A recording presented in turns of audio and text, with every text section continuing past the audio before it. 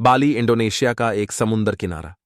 सूर्यास्त की नारंगी किरणें लहरों पर बिखरी थीं। 35 वर्षीय lieutenant, code name Ramu Hunter, अपनी आंखों में गहरी थकान और भीतर छुपी हुई आग के साथ बीच पर बैठा था। हर कोई उसे पर्यटक समझ रहा था, पर वो एक युद्धरत सोल्जर था। अचानक उसकी स्मार्ट वॉच पर एक कोडेड संदेश। Black Sun confirmed. Target, Ziloddin Suleimani, Istanbul. Redeploy immediately.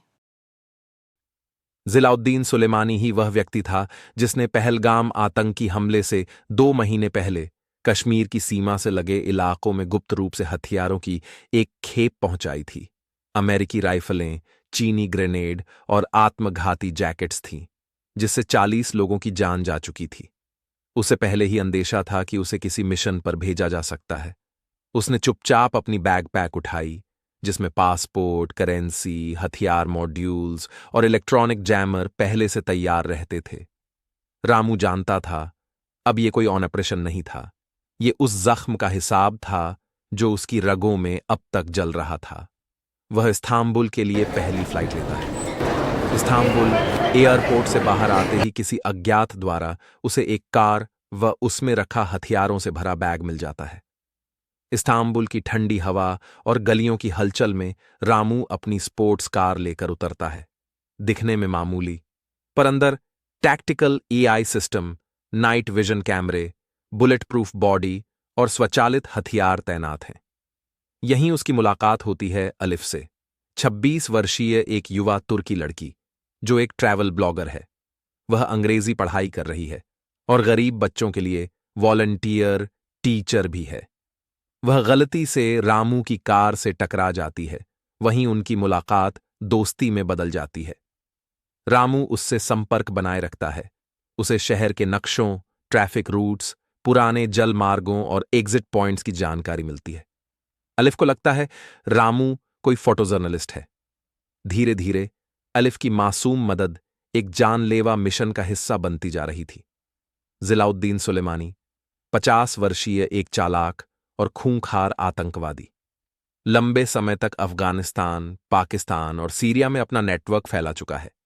अब इस्तांबुल के सांप की घाटी यलान वादिसी के पास एक प्राइवेट विला में छिपा है। ऊंची दीवारें, सीसीटीवी, 20 हथियारबंद गार्ड्स और गुप्त सुरंगें। रामू हंटर ने इस विला की रैकी करने के लिए पहले एक ड्रोन और फिर एक टेलीकॉम इंटरसेप्शन डिवाइस का इस्तेमाल किया। उसने पाया कि सुलेमानी हर रात 10:30 पर अपने विला की छत पर अकेले टहलता है। यह उसका इकलौता ओपन मोमेंट था।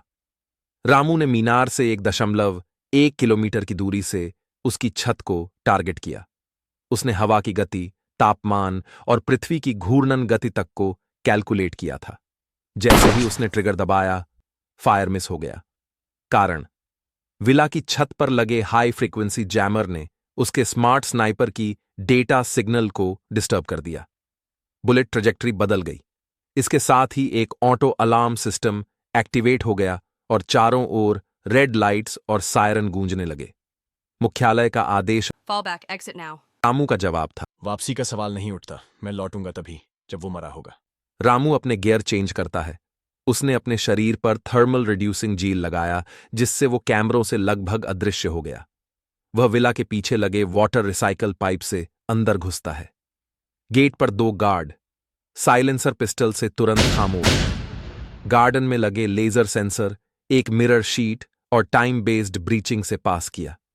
Internal hall robotic spider drone से विस्फोटक ब्लास्ट कर मार्ग खुलवा। टॉप फ्लोर पर पहुंचते ही अलार्म बज जाता है। गोलियों की बौछार। रामू ऑटोमेटिक गन निकालता है और कवर लेकर गार्ड्स को एक एक कर खत्म करता है। सुलेमानी के कमरे तक पहुंचते पहुंचते उसके हाथ में केवल एक ग्रेनेड और एक पिस्टल बचती है। कमरे का दरवाजा स्टील से बना होता है। वो अपने ग्रेनेड को मैग्नेटिक हिंज में फंसाकर उसे ब्लास्ट करता है और दरवाजा उड़ जाता है। आंखें मिलती हैं। सुलेमानी हक्का बक्का। तू कौन है रामू? तेरा काल। एक गोली सीधी माथे के बीच। लक्ष्य समाप्त। पूरा इस्तांबुल रेड अलर्ट पर। हेलीकॉप्टर, पुलिस, इंटेलिजेंस सब उसकी तलाश में। रामू घायल है, हाथ में गोली लगी है। एलिफ उसे अपने एक दोस्त की नाव तक पहुंचाती है। एलिफ फर्स्ट एड किट से मलहम पट्टी करती है। एलिफ, क्यों कर रहे हो ये सब? क्या तुम्हें अपनी जान की कोई फिक्र नहीं?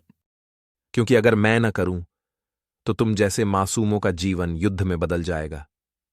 वो उसे अपना सिर्फ कोड नाम बताता है, रामू हंटर।